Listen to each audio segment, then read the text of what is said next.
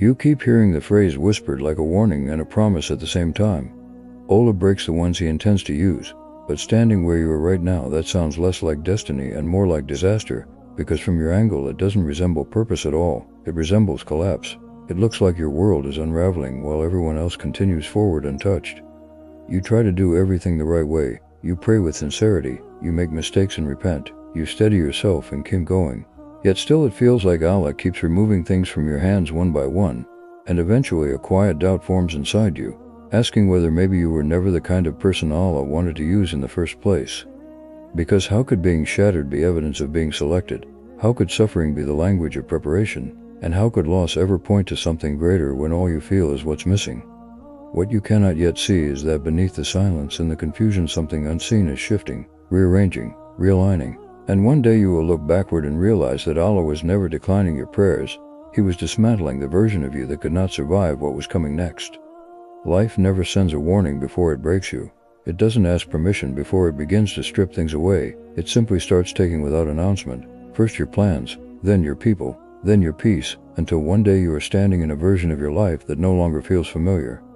At first you label it misfortune, then you call it a test, but slowly it starts to feel personal, as though Allah Himself is removing each layer of what you built with precision and intention, brick by brick, memory by memory. And maybe He is, because sometimes the only way Allah can rebuild you is by unbuilding the life that never truly belonged to you in the first place. We assume that purpose always looks like progress, that if Allah is pleased everything should align easily, that doors should open instead of collapse. But what if purpose often arrives disguised as disruption? When Allah loves someone, He does not only grant them peace, He places them under pressure, not to destroy them but to expose everything inside them that was never real. That is what the breaking truly is. It is not only loss, it is surgery. It is Allah removing what was never supposed to accompany you into your next chapter. So when it feels like your world is falling apart while you are doing your best to hold it together, maybe it is not rejection at all. Maybe it is selection unfolding in a painful disguise. Then after the breaking comes the silence, and this is where the text becomes heavier, because pain at least made you feel alive, while silence convinces you that you have been forgotten.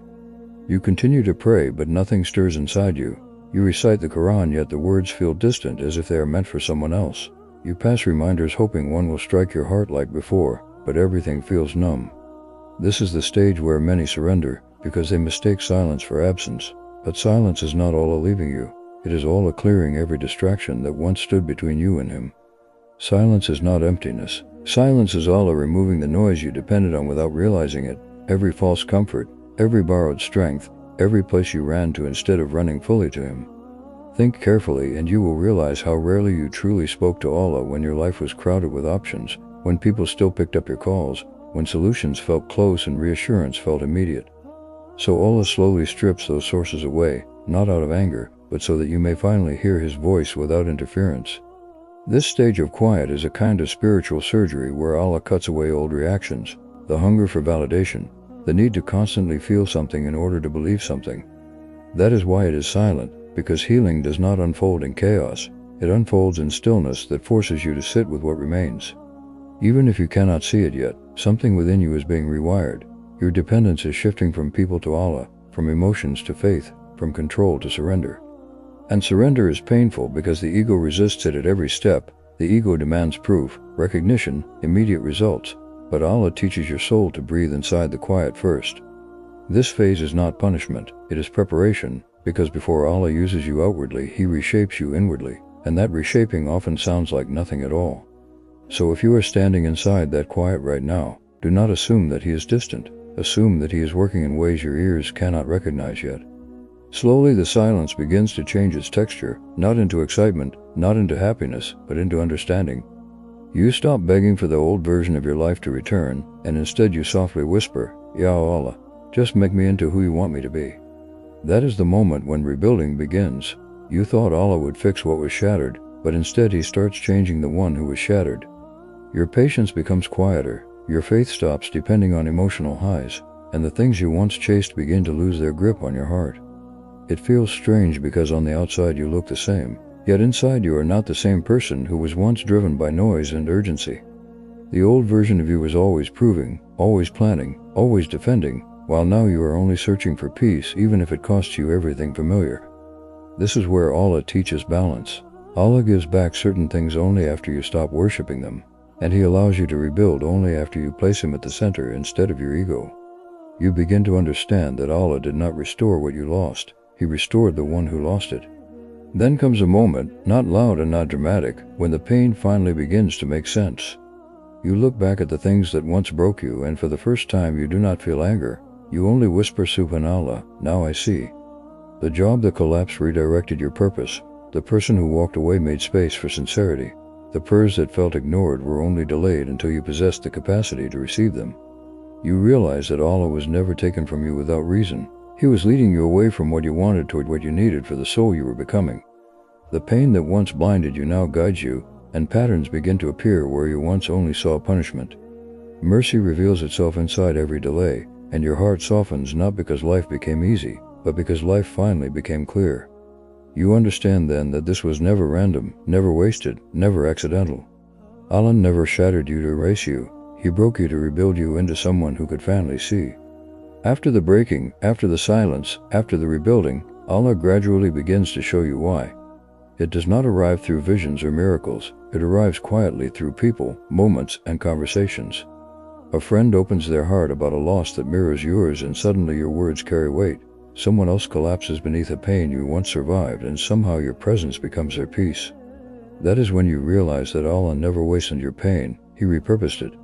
What once embarrassed you becomes the story that heals others. The weakness that once made you hide becomes the bridge between you and a heart that believed it was alone. This is how Allah uses people, not when they are flawless, but when they are honest about their scars. Because a healed wound does not simply close, it becomes proof that pain can end. Your past begins to look different. That heartbreak softened you, that failure humbled you, that delay protected you. The nights you believed were empty were actually the nights Allah was preparing you for the moments you now live. You finally understand that being used by Allah is not a title, it is quiet work. It is helping in private when no one sees, forgiving when no one apologizes, showing mercy when you could have returned pain with pain. Broken people recognize breaking in others faster than anyone else. They listen longer, speak softer, and notice wounds before they turn into scars because they have lived there. Life is no longer about survival, it becomes about service. You stop praying only for relief and begin praying for purpose. You stop saying, Ya Allah fix me, and begin whispering, Ya Allah use me. That is when the secret becomes clear. Allah did not break you because you were weak. He broke you because He trusted you to return stronger and gentler. The ones Allah uses are not those who never fell, but those who fell shattered and still rose with sincerity. No tear was wasted, no night was unseen, no silent why was ignored.